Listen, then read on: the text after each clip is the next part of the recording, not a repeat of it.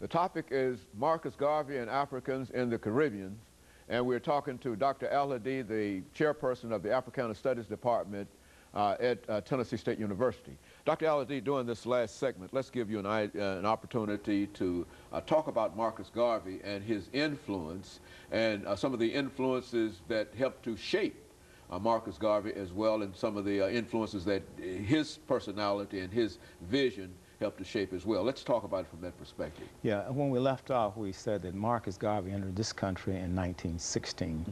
Now, it was a time where we were moving toward the Harlem Renaissance, when Harlem, was in vogue. And Garvey came to this country and started his organization called the Universal Negro Improvement Association. And the time period of Garvey's most powerful influence in this country was between 1916 and 1926. So you're talking about within one decade, here's a man that using the power of the spoken word, saying, up you mighty race, you can accomplish what you will. One God, one aim, one destiny.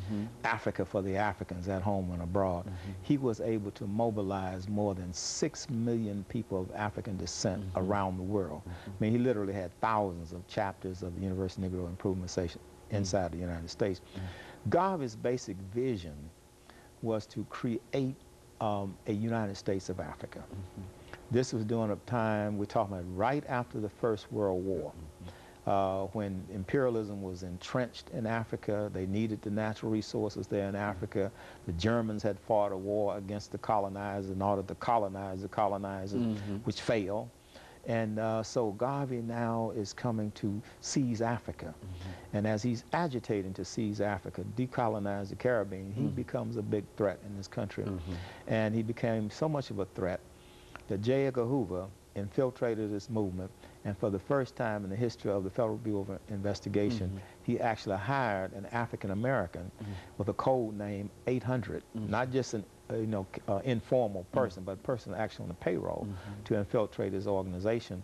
And when his organization was infiltrated, they accused him of mail fraud because he had started the Black Star Line. Now, this is a big shipping company that he wanted to put together in order to do trade between the Caribbeans and Africa and African American side of the United States. I mean, Garvey had these very grandiose designs. He was full of pomp and pageantry. He knew how to raise money.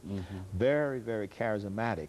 He had the type of charisma of, say, a Martin Luther King or a Malcolm X. But he could just stand on a street corner and just move thousands of people. And he was very powerful in that regard. Now, his organization was composed of West Indians and African Americans. And as you know, sometimes West Indians and African Americans don't always see eye to eye. So you had this type of tension in the organization. You also had tension in the organization around the question of people who were educated and those that were uneducated, people from the South, people from the North.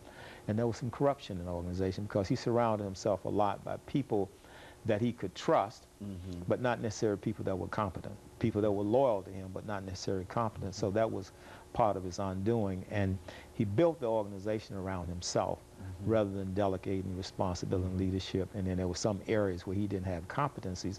And so that created this problem inside of the organization. But when he was eventually arrested for mail fraud, he was taken to prison in Atlanta around 1926. And when he got out in 1928, they sent him straight back, they deported him rather, back to Jamaica and told him he couldn't come back inside the United States. So after 1928, his power inside of this country and around the world started to wane in terms of his organization. But his vision did not go away, because you have to remember, while he was talking about uniting people of African descent around the world, Du Bois was also organizing his Pan-African Congresses during the 1920s as well. And so they were working concurrently. Du Bois was organizing the intellectuals, and Garvey was organizing the masses of the people. Yes. He left Jamaica because by the time he got back to Jamaica, he tried to start up some businesses. Many of them failed. And he was just somewhat, a period of time he was a hero, and then the other period of time, that sort of waned and the people turned on him. So he left Jamaica and went back to London around 1935. And so he pretty much died there in London. A very interesting incident happened in January of 1940. He had a massive stroke. And while he was trying to recover from the stroke, George Padmore, the author of the book Pan-Africanism or Communism, who's, I think Pat was also from Trinidad, put an obituary in a column of a paper inside this country saying that Marcus Garvey had died, and they put his obituary in the paper and everything. And when he read a copy of that paper in June of 1940, he had a second massive heart attack and he died, you know, because he died a person who did not really accomplish all he set out to accomplish. He never actually went to Africa, even though he wanted to go to Liberia and claim that republic and start his base there. He wanted to go to Sierra Leone, but he never got on African soil. The closest guy to Africa was London. And so in that sense, he died pretty much a tragic, tragic hero in a sense. But at the same time, in 1935, while he's in London, another person is at Lincoln University by the name of Kwame Nkrumah. He picks up Garvey's book, The Philosophy and Opinions of Marcus Garvey. He reads this book thoroughly. In 1945, he goes back to the Gold Coast and starts to implement the vision of Marcus Garvey. In other words, you can kill the dreamer, but you can't kill the dream. So the dream of Garvey was reincarnated on African soil in Kwame Nkrumah. And then when he got independence for Ghana, in 1957, March of 1957, he actually adopted the flag that Garvey created, the red, black, and green. And if you look at the flag of Ghana now, they have the same colors except there's gold in the middle because Ghana is known for gold. And they also have the black star sitting right inside of that flag. So Nkrumah was definitely inspired by Garvey.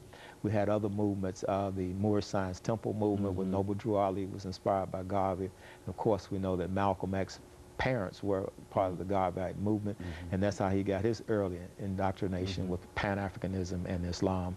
And then toward the end, after he left the Nation of Islam, then he went back to establish his organization called the Organization of Afro-American Unity, which was modeled in a certain way after Garvey's Universal Negro Improvement Association. So that whole Pan-African dream, or you can talk about people like Stokely Carmichael, Kwame Ture, also from Trinidad, inspired by Marcus Garvey. So the children of Marcus Garvey are still very much alive. And so there's a real legacy. Oh yeah, there's a legacy that you Garvey talk about created. now when you talk about.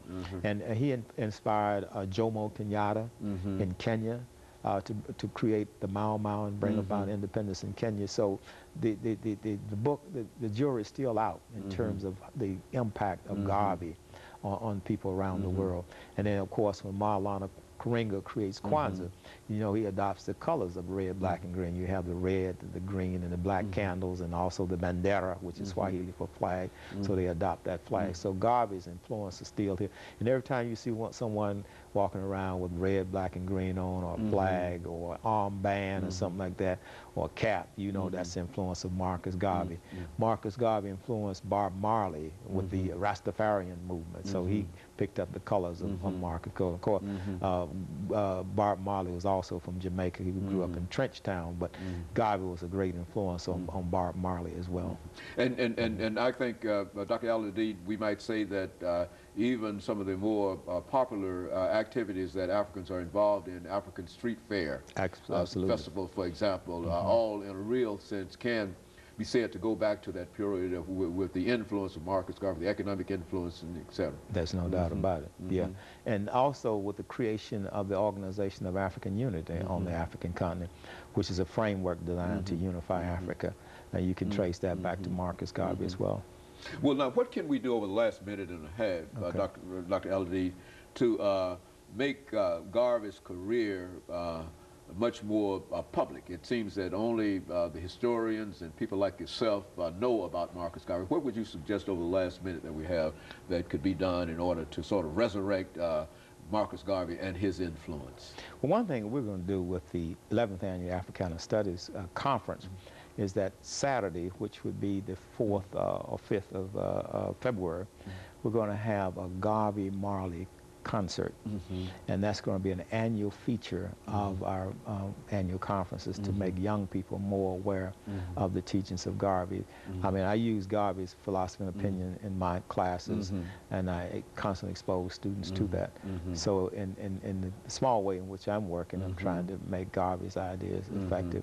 And then we need to have more conferences and meetings centered around Garvey's idea. Because a lot of people think that Garvey was just talking about putting people on, African Americans or black people on ships and then taking them back to Africa. His plan was much larger than that.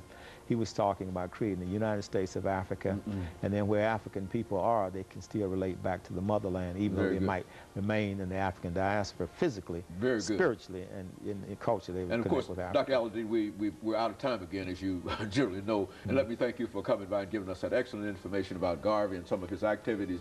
And let me encourage our audience to tune in again next week for another informative edition of Comments. Thank you and good morning.